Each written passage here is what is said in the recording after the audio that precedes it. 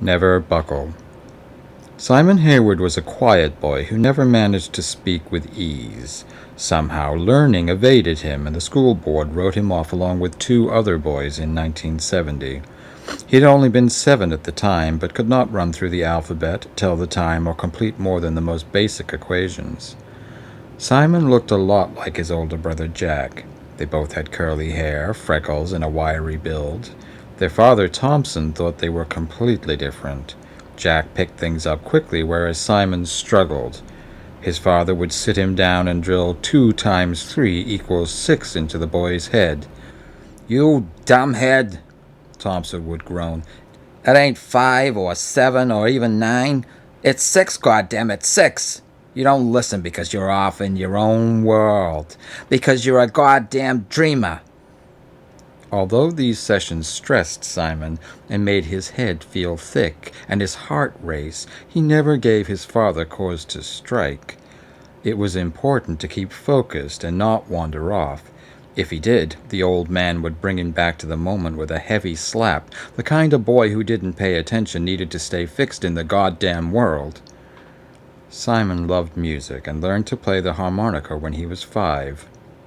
Susan Hayward praised the achievement to her husband, who looked askance at his son and said he'd rather the boy served niggers as see him in some fag band slobbering on a harmonica. Simon never dared lift the piano lid unless Thompson was on a construction site in Boston. The keyboard made sense to him, and although no one had ever taught him, he could hear a tune and find it among the ivory as if he had a map.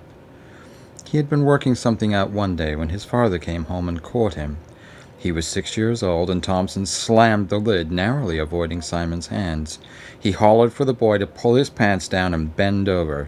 Simon shivered, and perhaps it was the first time he filled his head with white noise.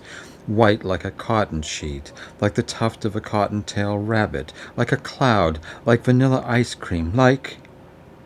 His mother, Susan, stumbled into the back parlor and told Thompson she had let the boy play the piano. It was her fault, and she implored him not to hurt Simon. "Let him mess with it?" Thompson growled. "Like a friggin' spastic with Granddad's piano. God damn it!" He unthreaded his belt and lashed the boy. Sue hid her face in her hands, and although she cried, she did not intervene. She knew better than to say no to her husband when he was in a rage. "You keep those idiot fingers off that goddamn keyboard!" He delivered 10 lashes, each harder than the preceding stroke. Simon did not cry out or respond to the thrashing, and this enraged Thompson further still. He knocked the boy to the floor with the back of his hand and leaned over him. "I won't ever use the buckle." He held his fist to the boy's face and repeated the words. "Never the buckle." White noise numbed the pain and muted his father's voice. Simon constructed a wall of sound in which he imagined hiding. Within the safety of this space he heard the words "never buckle" repeated as if by an angel, a spirit sent to protect him. No one else ever would, so he listened and promised to do as he was minded. Thompson released him, marched out of the house, and slammed the screen door. Simon became aware of his mother's arms where they wrapped around him. She told him it was all right. His father didn't mean to hurt him. He just loved that old piano. The school placed Simon, Elias Deggery, and Duncan Maverick in special classes. These were run by Miss Hunter, a woman in her 30s, heavy-set with a plump face and a pinched chin. She was not kind or warm, and her training in psychology had not gifted her with empathy. She was indifferent and humored rather than taught the children. The boys pledged allegiance to the flag each morning. Then they were separated from the others and marched up a discontented staircase. Each step groaned as they made their way, and at the top of the stairs a solid oak door confronted them. Miss Hunter unlocked the intimidating portal into which vines and animals had been carved. In the center, a scene of pilgrims and local Indians swung forward as the latch clicked open. Once they were seated on the braided rug, their guard locked them in for the remainder of the school day. The first few times they had been sealed in the attic, the boys whimpered and asked to be taken to their mothers. Miss Hunter told them she had no children, but would take special care of them while they were with her. Sweet tea and a slice of cake woke Miss Hunter up, and she would gather the boys together in a scrum. Simon understood why he was there, and he figured Elias Fitz landed him in the special category, but when it came to Duncan, he thought it unfair. Duncan's father had been sent to Walpole State Penitentiary for stealing. No one with such a difficult situation would ever keep up. Shall we play a game? The boys looked at Miss Hunter and sighed. The eaves of the attic smelled damp, and the light from the window cast shadows through a stack of wooden chairs. This was the only available space for special lessons. Playing games was all they ever really did. Invariably, these were activities initiated by Miss Hunter and left to the boys to flesh out. Let's imagine you're living in this town, but it's not 1970, but 1702, long before the French and Indian War. The French have slipped through the trees outside with 100 Abenaki warriors. Their faces fixed on her as they imagined painted Indians treading leaves in moccasins, holding tomahawks and bows. They've killed everyone else, and they'll be coming here next. You must find a place to hide and remain there, still and quiet, until the threat has passed. Simon looked at Miss Hunter and asked, Would Duncan be hiding in the attic with us? Miss Hunter smiled at the question and nodded thoughtfully. She gestured for the boys to huddle around and said, For the purposes of this game, let's imagine Duncan is a white boy, the son perhaps of an indentured Scotsman. Duncan screwed up his face and asked what she meant. Miss Hunter explained that when the ruling classes in Britain were owed a debt, they allowed people like Duncan's Scottish family to pay off what they owed by working for meals and a place to sleep. Were they slaves? Simon asked. No, Elias said, but they weren't treated much better. Miss Hunter looked skeptically at anything Elias Diggory said. Although his epilepsy had not dimmed his thinking or stopped him learning, he had been given to her because he was disruptive. I suspect they were also treated better, Miss Hunter said, than, most Negro slaves. Duncan nodded and frowned. But I'm not Scottish. My folks are all black. Miss Hunter looked at the fatherless child and assured him his family had most likely been owned by Scots. Otherwise, it was difficult to credit calling a black boy a name like Duncan. My mom called me that, Duncan insisted. Miss Hunter sighed. But why? Because her people, your people, had been owned by a line of Scotsmen. Trust me on this. Tell her, Elias said. Tell her where your name comes from. When Duncan could not remember the details, Elias told Miss Hunter, His mom called him after a famous civil rights activist, a lady called Kath Duncan Scots. Scots, Miss Hunter said. You see, Duncan, I told you. Duncan lowered his eyes, and Simon stared at their teacher with his mouth open in a silent yawn. She considered him for a moment, vented her boredom in a sigh, and straightened her hair. Now, let's play that game. The boys had played a variation of this scenario on a number of occasions. It didn't matter where they hid because no one would come looking for them. Miss Hunter opened a box of chocolates and worked her way through them as she sipped sweet tea and gazed out the window over the playing field. The boys huddled beneath 2 stacks of toppled chairs. The items of disused furniture leaned precariously on one another the way Simon had seen his father do with his friend Buddy. The floorboards in the attic were untreated wood, and although the smell of damp was powerful, their wet-back sides bothered them more. Simon watched Miss Hunter pop a chocolate into her mouth. She was unhappy, and he wondered how she could sit there when the world was alive with the sound of spirits singing and wailing. She doesn't care what happens to us, Elias said. Simon stared at his friend. My dad hates me being in these, special classes. Elias shook his head. My dad works at the dump all day. He's tired when he gets home. So maybe he ain't got time, Simon hesitated. Then, when he was sure Miss Hunter wasn't looking, he hiked up his shirt and showed them a long bruise. It stretched around his back the way a noose tightens at the throat. One wrong, step and he belts me. His sadness echoed like a violin strain. The melancholy sound affected him, and he smiled so as not to upset his friends. Promise you won't tell, Simon said. Duncan stared at him, and there were tears in his eyes when he spoke. That shit! I don't know, Simon whispered. Sometimes it's the nicest thing he ever does, like he's paying me. I don't know. He gathered his thoughts and frowned. You can't never tell. When they hesitated, a flash of anger flared in his eyes. Promise! Yeah, sure, Elias said. Dottie's mom's speaking with Mr. Peterson to get me out anyway. Duncan asked if she could get them out too, but Elias wasn't sure. He would get her to ask, but he didn't think they should count on it. Elias read books, could tell the time, and was pretty darn good with numbers. Simon could just about write his name, and Duncan couldn't even get through the alphabet. Elias promised to help where he could, but he figured they both had reasons for being special. Simon's head hummed with a white noise he imagined whenever he was upset.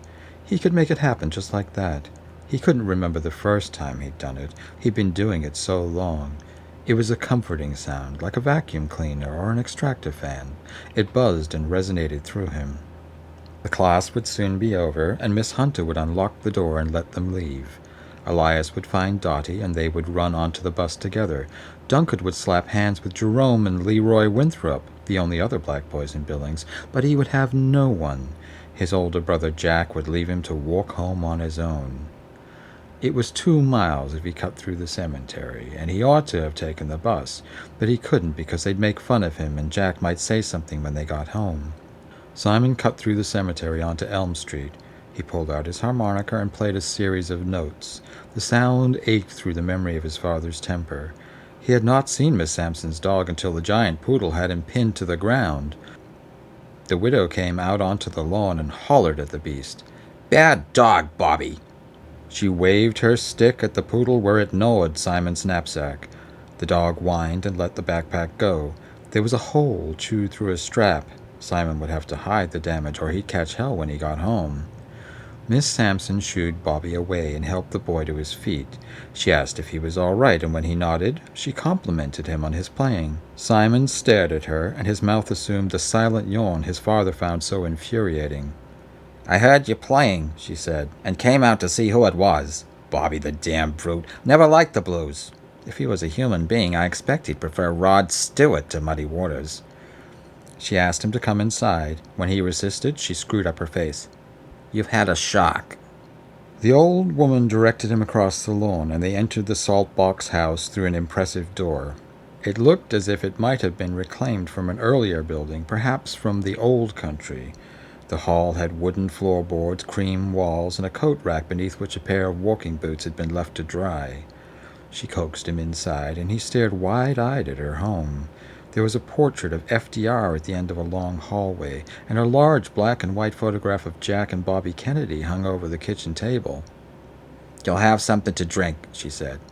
When Simon continued to stare at her, she added, I'm having coffee, but I expect you prefer lemonade. My husband was partial to that. I think it was the sugar that gave him bowel cancer. You'll never mind. She went to the fridge and poured him a glass, which she placed on the kitchen table. He was mesmerized by the image of the Kennedy brothers. She invited him to sit, and she sat opposite, looked up at the image, and sighed. They weren't perfect, but they were the best of a bad lot. Simon looked up at her, his eyes agog. They were womanizers. I don't suppose you know what that means. When he shook his head, she said, They cheated, on their wives with other women. Simon's mouth sloped into his customary yawn, and the expression made her laugh. The sound was not mocking, but a release of some kind. Where'd you learn to play the harmonica? He looked at her nervously. I never learned, just figured it out. Miss Sampson did not seem kind. The local kids knew and feared Bobby, but she remained a stranger. She had been married to Bud Warren's brother Francis for less than a year before he passed away. Simon could hear his father making fun of Franny Warren, how frail he had been as a kid. Big goddamn blue veins in his head, Thompson laughed. Like a freak from outer space. No wonder he died so young. Miss Sampson stared at the boy, and perhaps she saw the husband she sometimes still visited at the town cemetery. Have you figured out any other instruments? She inquired. She leant on her cane, the head of which had been carved to resemble the poodle's head. Out with it, don't be shy. Not supposed to, but sometimes I play Granddad's piano. She stood up, hobbled back toward the hall, tapped her stick, and told him to come with her. The living room had a glass wall at the back. The single pane looked out over the forest. In front of the window stood a grand piano and a potted palm. Can't play much more than chopsticks, the widow observed. She gestured for him to take a seat, opened the keyboard, and directed him to the bench. He looked up at her, and there was dread in his eyes. It's all right.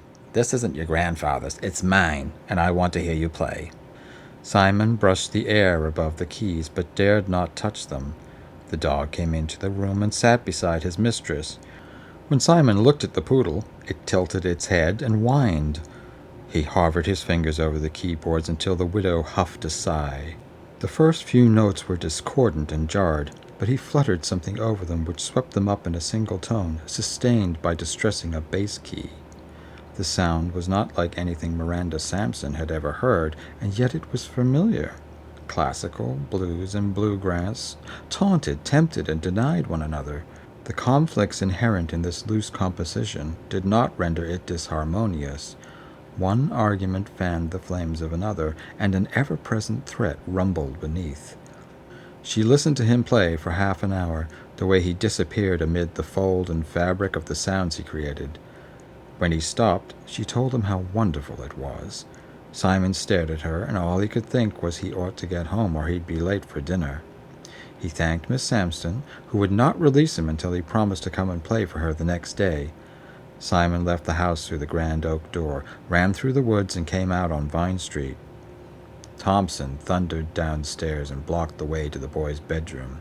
His father's bulk formed an impregnable wall. He fixed a stern, judgmental glare on the boy and snarled, "You think your mother likes keeping dinner warm?" Thompson Hayward looked at his son the way a wino might look at his dog, the animal he kicked whenever he got drunk or had to let off steam. "Drop your bag and let's eat before it gets ruined." Simon followed his father through to the dining room. The table was spread with napkins, and there was a plate of Italian bread beside a butter boat and a bowl of grated cheese. They sat down, and his mother invited them to help themselves. Jack told his father about his day at school, and Thompson asked Simon what his had been like. The boy made sure to close his lips between words and choose those carefully. "We just, worked with Miss Hunter." Sue looked at her husband and asked if he wanted more Parmesan. No, he did not. What he wanted was to know what use there was locking his son in an attic all day with that silly bitch. Sue Hayward would never risk contradicting anything Thompson said when he had a beer in his fist. Simon waited until his father had left the table before he made a move. When he went out into the hallway, Thompson held his backpack and inspected the place where the dog had chewed through one of the straps. "Didn't I just buy this for you?" he asked. Simon wanted to explain, but his mouth became a silent yawn. He flooded his brain with white noise as his father dragged him to the parlor. The voice of his angel whispered to him, "Never buckle." He pulled down his pants and bent over the piano bench. The blows fell upon unhealed bruises and welts as he gripped the wooden stool. He felt the polished wood, the beveled edges, and the velvet cushion held in place by a row of brass tacks. He remembered Miss Sampson telling him how wonderful his playing had been, and he cried. Sue and Jack stood in the doorway and watched as Thompson's rage mounted. The more the boy whimpered, the more fierce his father's blows. Thompson dragged Simon onto the floor and hollered in his face. "What you crying for? What the hell you got to cry about? You tell me, goddammit!" He held the boy's shirt front balled up in a fist, and his expression was hateful and desperate. "Don't you look at me like that!" Jack Hayward wasn't thinking when the compulsion took hold. The sound of his brother crying put him in a state, and he had to do something to stop his father. He had taken hold of the poker in both hands. It was the only way to ensure the safety not only of his brother, but his mother and himself. He raised the weapon over his father's head, and when the old man glanced over his shoulder, Jack plunged the iron rod through his skull. The poker went through the crown and exited below the jaw. Thompson fell to his knees and glared at his attacker. His eyes went black with malice. The violated man lunged forward and vomited a lump of gray matter onto the polished wooden floor. He crashed to the boards with a thud, and the family stood over him, horrified and shaken. It was Simon who called the ambulance. His hands trembled as he dialed the operator. She had a clipped voice, but put him through to Israel Deaconess Hospital. The receptionist asked what happened, and Simon did his best to explain. When asked if his father was breathing, Simon noted ripples in the pool of blood surrounding Thompson's head. He told her yes and asked her to hurry. There's a lot of blood. The ambulance arrived, and the paramedics ushered the boy aside. The injured man was lifted onto a stretcher and conveyed outside, where a group of children gathered to watch. The spectacle was grotesque, the way the poker remained embedded in the man's head as he blinked and tried to speak. Simon saw Officer Warren knelt so Duncan Maverick could whisper in his ear. Anger burned through him, and his instinct was to teach his friend a lesson for breaking his promise. Then Judith Maverick marched over, grabbed Duncan, and dragged him away. Later, when Simon was tucked up in bed and his mother had wished him good night, he wondered if he had imagined the whole thing. Duncan was a good friend, and he never figured him for a rat. The night was as still as a lone boulder in a meadow overlooking a becalmed sea. It sat on the house and would not relent. Simon longed for the heavy thud of his father's work boots outside the door. He could not summon white noise in a vacuum, and would welcome him coming in to kiss Jack good night. The old man rarely kissed Simon, but when he did, gratitude and love welled up like a symphony. Simon gazed across the room to where Jack lay. The older brother stared through the window to the full moon. Simon understood his brother's pain, and could even accept his regret. What he could no longer permit was any accusation. It was impossible to be the one in the wrong when he hadn't done anything. Jack placed his head in his hands and groaned. Shudders hummed across the floor to Simon's bare feet. He couldn't recall having stood up, and some other power must have carried him to his brother's bed. When he sat down next to Jack and placed an arm around his shoulder, his brother tensed. Some situations were not meant for speaking. The touch of a hand, reassuring and honest, was much better. They sat in silence for an hour, and when they awoke in the morning, the first thing they saw was each other. They had Cheerios for breakfast, while Sue sipped coffee from a chipped mug. She rolled her gaze from the window to the phone and back again. When the telephone remained inactive, she lit a cigarette and drew in a cloud of smoke. The smoke pooled around her wrist and rolled the length of her arm. The smell did nothing for the cereal. Regardless, Simon shoveled the food down so the milk trickled over his chin. "Bud Warren called," she said. "He spoke with Duncan's mother, and he's going to speak on your behalf, Jack. Help explain what you did."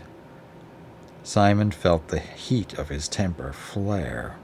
He knew Duncan only wanted to help, but telling was something a friend never did. The boys lowered their spoons and looked at their mother. She did not turn around to assess them where they sat. Their dog Rufus, a large red setter, ambled back and forth in front of the kennel on a chain. "Dog needs walking." Jack leapt to his feet, hurried into the hall, grabbed what he needed, and slammed the door. Sue gazed out over the backyard. She watched the boy undo the chain and affix the leash. Together they trotted out through the woods behind the house. The forest absorbed them, and Sue Hayward turned around to confront her youngest. "If he survives, he'll be coming back." Simon's mouth sloped open and assumed its familiar yawn. He had nothing to say and could think of no good reason why he should. "I was thinking how I could stop him, but I'd have to, accuse him." Simon had to wonder, was she asking his permission to speak with the police? The idea conjured the feel of the poker in his hand. He gripped the iron rod, raised it over his head, and drove it through the top of his father's skull. The phone rang, and Sue let it continue for nearly a minute before she stubbed out her cigarette and picked it up. "Yes, speaking." Simon could not read anything from his mother's features.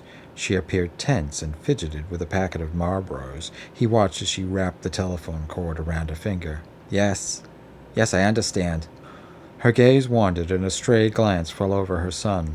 When she saw him there, her eyes flashed. "Visitors? Well, I don't know. Maybe tomorrow?"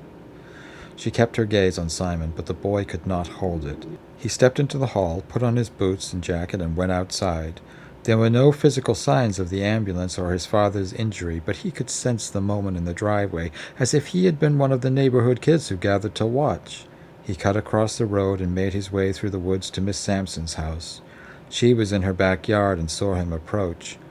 Bobby growled a playful snarl, bounded up to the child, and nudged his hand. Simon knelt in front of the dog, leaned in and hugged him like an old friend. The animal whined and pawed at the boy. Simon thought he might cry, so he buried his face in the dog's mane and heaved in the smell. He remained where he was, his knees in the dirt and fallen leaves. Bobby lapped his face, and together they found the will to stand and go into the house. The boy made his way through to the living room.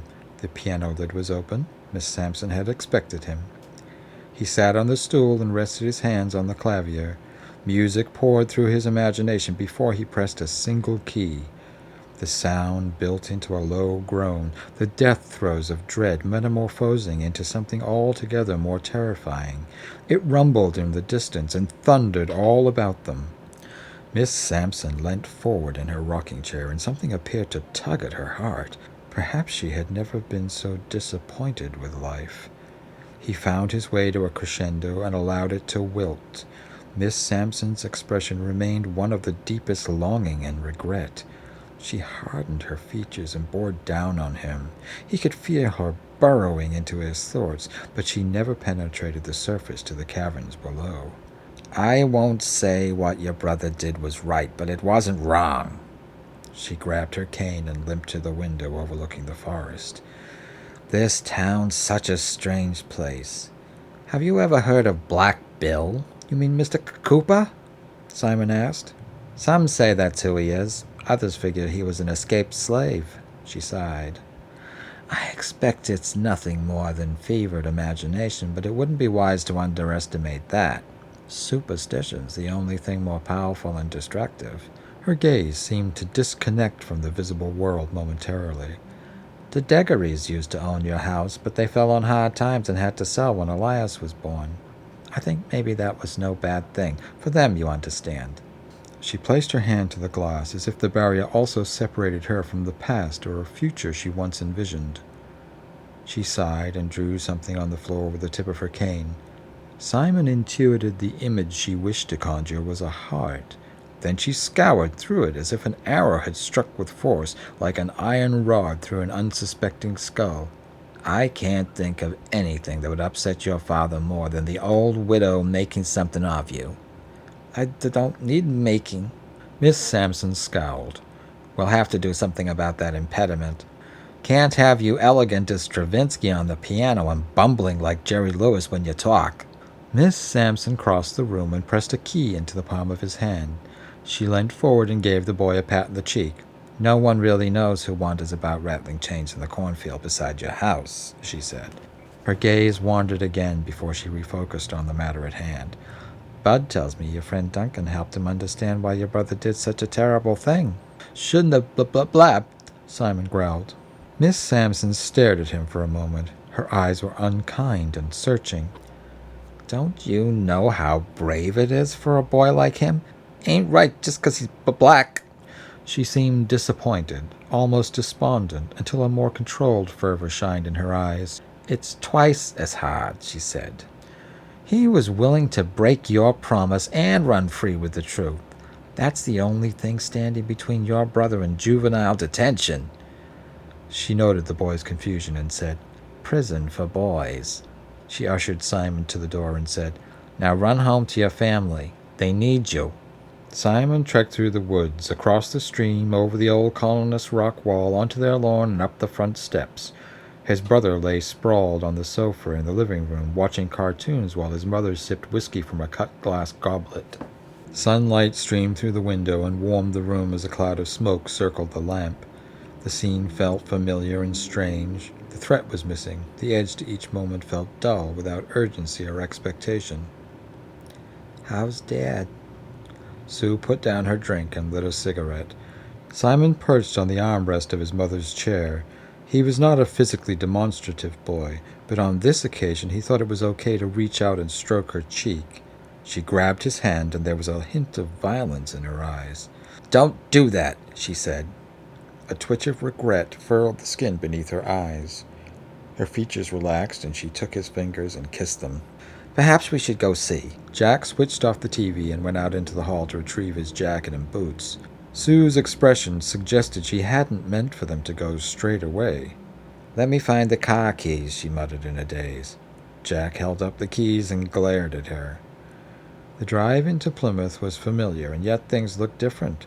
They were not afraid, not worried about what to say or how to behave. The world was theirs to view as it was, not as Thompson demanded it should be. When they arrived at the ward, the patient reclined on a pillow, his head bandaged. The bruise over his left eye pulsed. He could no longer speak, and his gaze seemed hollow, almost gentle, his eyes wet and soft as if he had been transfigured. Simon studied him and sensed something lurking. The remaining eye darkened, and his son perceived a threat building. Brains are amazing organs, the doctor explained. He might find a new pathway, or he may never speak again. Susan nodded, but there was no discernible level of engagement. Jack stared at his father. The smile forged on the otherwise impassive face was sickening. The younger brother perched beside his father and watched the patient struggle to speak. Simon was afraid to touch the marauder, but forced himself to take his father's hand. When he looked down into Thompson's eye, he saw his own reflection. The fundamental shape of his brain has been altered, and you may find he won't ever be the same person. Injuries like this can permanently change a personality. Sue had heard enough. She grabbed Simon by his collar and led him out into the hallway. They made their way back to the car and drove until they hit Pleasant Street. The sun winked through the trees, and Sue muttered something about Thompson being a turd. They were to be patient, she explained. Their father's memories might come back. He might realize who he was, who they were, and how to do his job. He might be a changed man, but she warned them not to expect kindness. A doctor's prognosis is not always reliable. Thompson Haywood remained in a silent, seemingly unresponsive state. A month elapsed, and the staff concluded there was no more the hospital could do. Bills mounted, and Sue decided it was pointless keeping him there. It was eating into their savings, and she had to find work to support the boys and keep up with the mortgage. She lit a cigarette and called the boys into the kitchen. She heard them tumble down the stairs and winced. When they shuffled into the kitchen, she asked them to sit. They pulled out chairs and settled around the table. Your father's coming home next week. Jack's features darkened. He bowed his head and clasped his hands in his lap. Hospitals are expensive. We've used up our savings, and I'm going to have to get a job. Jack shook his head, and a sullen mood settled over him. He fidgeted at table and refused to look at her. Simon attempted a smile, but it wilted. There's a job in Taunton, she sighed. It's a ways away, but the pay's good. She pulled out a chair and sat next to Simon. It was your friend Miss Sampson who recommended it. She brushed the hair from his eyes. And I wanted to ask if you thought it'd be okay if I did that. Jack stood up and glared at her. Don't you care that you're being bought? Susan Haywood lit another cigarette and pulled down a drag. When she spoke, her words were given shape by the smoke she huffed out between syllables. If I'm working, I'm not being bought, and we need the money. The older boy shuddered where he stood. Simon stared at his brother and patted his arm. Miss Sampson wants to help. She's just a sad old lady with a poodle. Whether it was the word or the stutter, Simon could not discern, but Jack laughed. Your father's not the same person, Sue said. Can't dress himself or walk. Someone has to look after him, and we're his only family. Jack sat at table, and she reassured him. They would be safe. He could no longer hurt anyone. The day Thompson arrived home, Sue and the boys waited on the lawn as a nurse wheeled him through to the living room. The young woman came and sat with him in the kitchen. He has some motor skills, she said. He can help when you get him in and out of bed and, onto the toilet. Sue poured coffee, and the nurse, whose name was Lorna, sipped and smiled at her host. He hasn't spoken, and although he responds when we move him, he hasn't shown any other signs of interaction. Of course, that doesn't mean he's not in there. Sue lit a cigarette and took a drag as if it were life support. Oh, he's in there all right. Lorna fidgeted and drank more coffee. The boys stared at her, and perhaps she realized they were frightened. He's harmless, she said. Sue was the first to go in and check on Thompson after Lorna left for the evening. She was followed by the boys, who stood in the living room doorway and studied the scene. Their father sat in the wheelchair with his head tilted to one side. Only his good eye seemed to look at them, but there was a keenness to it. Over the coming days, they settled on a routine and helped the invalid as Lorna instructed. Miss Sampson made an offer, one Sue was pleased to accept. Her brother-in-law Bud had a son. Simon and Jack knew Moses Warren from school. He was 12, a friendly boy with a big heart. Miss Sampson suggested he help out with Thompson while Sue was at work. I'll pay him a little something, Miss Sampson said. He's a good boy and never gets any peace. My sister-in-law's demanding and neurotic. You'd be doing him a favor. Helps with my garden, but he really wants to be a doctor, so you can see where this might benefit. The next day, Mo jumped off the bus at the Hayward place. He was a little taller than Jack and broad in the shoulders. Well, he was nearly 13 and liked to exercise, or so he told Simon. They went into the house and found Thompson sat in the kitchen with Rufus. The dog was curled up by the patio doors. He was a friendly animal who whined and cowered whenever the old man was wheeled anywhere near him. Well, Mo said, do you need the bathroom, Mr. Haywood? Although there was no response from the cripple, Mo wheeled him into the downstairs bathroom. The boys could hear him chatting away. There was no awkward fumbling. The toilet flushed, and Mo stuck his head out through the door. The look of delight on the older boy's face made Simon and Jack laugh until their father was wheeled back into the hall. The one eye bore down on Simon and fixed on him. We better feed you, Moses said. Then it's bath time, Mr. Haywood.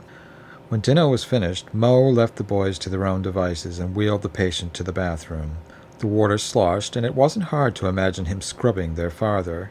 Simon parked himself in his mother's armchair, and Jack plonked into what had once been his father's. He talks a lot, Jack said. Simon nodded, and all he could think was how nice it would be to speak as freely as Mo Warren, to be as confident and cheerful. The lessons Miss Sampson paid for helped, and he learned a great deal, but he'd never been able to sit on a piano stool without feeling the sting of his father's belt. Do you think he's in there? Jack made as if to answer, but the bathroom door swung open and Mo wheeled Thompson toward the parlor. The boys rolled Thompson into bed. Mo changed him into pajama bottoms and a t-shirt. They propped him up on pillows and switched on the TV by the window. The theme tune from Lost in Space rolled across the room. Jack went to change the channel, but Simon stopped him. He leant over the set and turned the volume up. The theme came to its climax, and when he looked back at his father, the determined eye burned into him. I love Lost in Space, Mo said. Jack went to the kitchen and came back with a bowl of Doritos and cheese dip. The older boys sat on the floor, and Simon reached down for some chips. Throughout, Simon could feel the heat of his father's gaze on his back. It warmed him the way he imagined a tractor beam might heat the shell of the Jupiter 2. Simon looked over his shoulder as the episode reached its climax and was again caught in the line of his father's gaze. The glare was condensed, a ball of malice rendered inert by the prison of his body. Something worked itself loose in the boy's chest, and he reached out to play with his father's hand.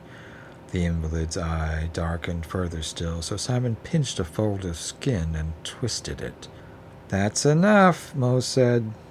In the evening, Simon stared up at the ceiling. The shadows formed myriad eyes. For weeks, the presence of the silent, motionless eye kept Simon in thrall of its spell. There seemed no escape from the judgment it cast or the nightmares it inspired.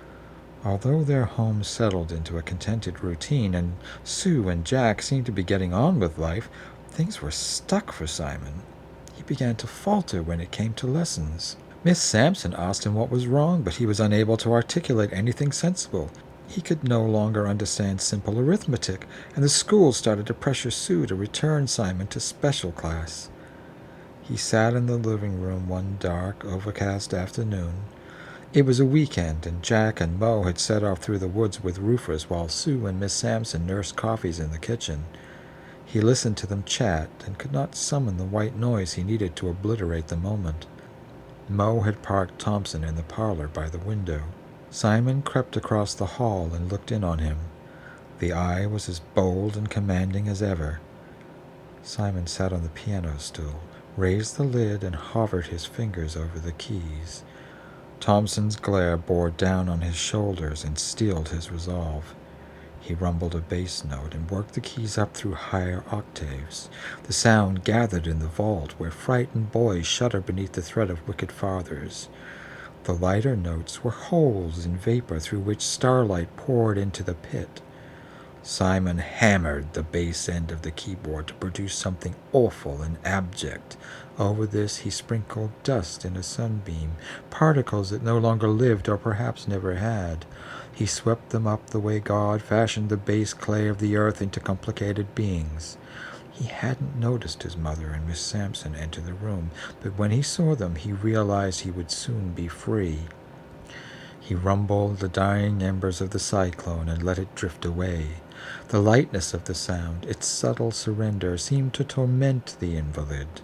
Thompson struggled to sit up and spluttered over his useless body. He's still in there. Yes, Sue said, and that's where we'll keep him. Miss Sampson poked the prisoner with her cane. Play for him every day and remind him that's where men who do awful things belong. They stood together and studied the invalid. Thompson Hayward glared at them from the remnant of his once powerful body. The shadowy cast could not be silenced as completely as the man himself. Nonetheless, Simon found his father's confinement satisfying. The boy would be the warden of his father's soul until the old man breathed his last.